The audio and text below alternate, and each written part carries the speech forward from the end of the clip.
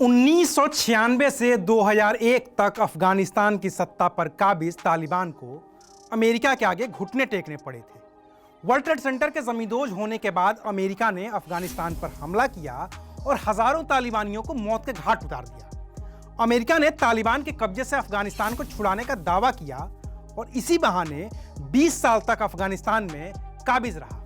लेकिन जैसे ही अमेरिकी सेना ने अफगानिस्तान से निकलना शुरू किया, तालिबान ने पांव पसारने शुरू कर दिए और अब हाल यह है कि पूरे अफगानिस्तान पर तालिबान का ही कब्जा है। तो आखिर इस 20 साल में वो कौन लोग थे जो तालिबान को अंदर ही अंदर मजबूत कर रहे थे और कैसे उन लोगों ने अमेरिका के हटते ही अफगानिस्तान पर कब्जा कर लिया?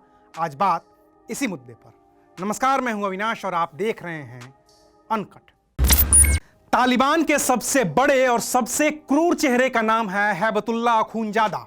साल 2016 में अफगानिस्तान पाकिस्तान बॉर्डर पर अमेरिकी ड्रोन हमले में अख्तर मंसूर के मारे जाने के बाद अखूनजादा ने तालिबान की कमान संभाली थी। तब से वही तालिबान के धार्मिक, आर्थिक, राजनीतिक और हथियारों से जुड़े अंतिम फैसले लेता है। कंधार के रहने वाले इस तालिबानी नेता को आधिकारिक रूप से अमीरुल मोमिनीन शेख हैबतुल्ला अखूनजादा कहा जाता है। इसे क्रूरतम सजाएं देने के लिए भी जाना जाता है। माना जाता है कि इसकी उम्र 60 के करीब है। इसके बारे में तफसील से किसी को कोई जानकारी नहीं है। मुल्ला मोहम्मद याकूब तालिबान को बनाने वाले मुल्ला उमर का बेटा है। तालिबान के मिलिट्री ऑपरेशन की जिम्मेदारी मोहम्मद याकूब के ही पास है। माना जाता है कि साल 2016 में अख्तर मंसूर के मारे जाने के बाद उसी को तालिबान का मुखिया बनना था, लेकिन उसकी उम्र कम होने की वजह से उसने खुद से अखूनजादा का नाम आगे कर दिया था। आधिकारिक रूप से तो नहीं, लेकिन माना जाता है कि याकूब की उम्र करीब 30 साल की है। वह अब भी अफगानिस्तान में ही है। सिराजुद्दीन हक्कानी मुजाहिदीन कमांडर जलालुद्दीन हक्कानी का बेटा है। वह हक्कानी नेटवर्क का नेतृत्व करता है। हक्कानी नेटवर्क पाकिस्तान अफगानिस्तान सीमा पर तालिबान के पैसे और उनके हथियारों की देखरेख का काम करता है। अमेरिकी एजेंसी FBI के मुताबिक उसकी उम्र 40 के आसपास होगी। तालिबान कहता है कि हक्कानी मर चुका है, लेकिन अमेरिका इसकी पुष्टि नहीं करता है।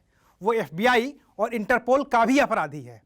हक्कानी साल 2008 में अफगानिस्तान के राष्ट्रपति रहे हामिद करजई पर जानलेवा हमले का भी अपराधी है। 2008 में ही काबुल के होटल में हुए ब्लास्ट के लिए भी उसे ही जिम्मेदार माना जाता है। मुल्ला अब्दुल गनी बारादर तालिबान के संस्थापक सदस्यों में से एक रहा है। वह तालिबान के सियासी मामलों की देखभाल करता है। दोहा में अफगानिस्तान तालिबान के बीच हुई बातचीत करने वालों में तालिबान की तरफ से वही था। बातचीत कामयाब नहीं हो पाई और फिर अपनी ताकत का इस्तेमाल करते हुए तालिबान ने पूरे अफगानिस्तान पर अपना कब्जा कर लिया।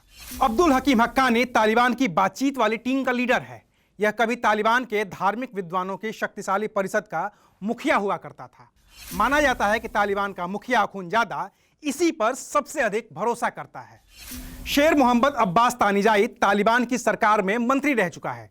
2001 में तालिबान की सत्ता खत्म होने के बाद शेर मोहम्मद अब्बास तानिजाई करीब 10 साल तक दोहा में रहा। इस दौरान साल 2015 में वो तालिबान के पॉलिटिकल ऑफिस का मुखिया बन गया। अफगानिस्तान सरकार के साथ ही दुनिया के तमाम दूसरे देशों से बातचीत में शेर मोहम्मद अब्बास तानिजाई की भूमिका बेहद महत्वपूर्ण रही थी। इन 6 लोगों ने हजारों लड़ाकों के साथ मिलकर 20 साल बाद फिर से अफगानिस्तान की सत्ता पर कब्जा कर लिया है और दुनिया के बड़े बड़े मुल्कों ने अफगानिस्तान को उसके हाल पर छोड़ दिया है। अभी के लिए फिलहाल इतना ही। देखते रहिए अनकट।